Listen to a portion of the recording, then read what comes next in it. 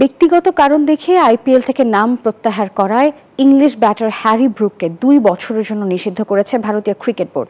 এর আগেও দিল্লি ক্যাপিটালসের স্কোয়াডে থাকলেও তিনি খেলেননি। দ্বিতীয়বার এমন ঘটনা ঘটানোয় নতুন নিয়মের আওতায় তাকে 2 মৌসুমের জন্য নিষিদ্ধ করল বিসিসিআই।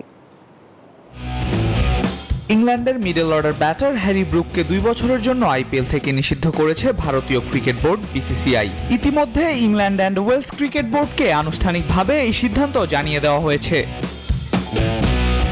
26 বছর বয়সী ব্রুক এবারের আইপিএলে দিল্লি ক্যাপিটালসের হয়ে খেলার কথা ছিল। নিলামে ফ্র্যাঞ্চাইজিটি তাকে 6.25 কোটি রুপিতে দলে নিয়েছিল, কিন্তু ব্যক্তিগত কারণ দেখিয়ে টুর্নামেন্ট শুরুর আগেই সরে দাঁড়ানোর ঘোষণা দেন ব্রুক।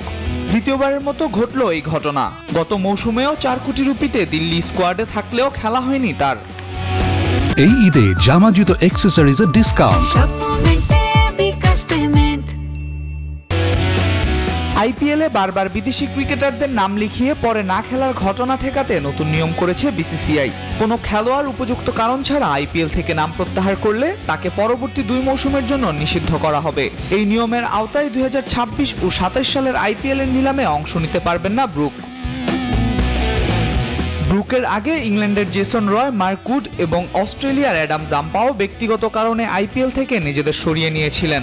এমন পরিস্থিতি সামলাতে আগামী মৌসুম থেকে আরও কঠোর নিয়ম কার্যকর করতে যাচ্ছে বিসিসিআই। এদিকে আসন্ন আইপিএলের 18তম আসর শুরু হবে 22 মার্চ। উদ্বোধনী ম্যাচে কলকাতা নাইট রাইডার্স ইডেন গার্ডেন্সে মুখোমুখি হবে রয়্যাল চ্যালেঞ্জার্স বেঙ্গালুরুর।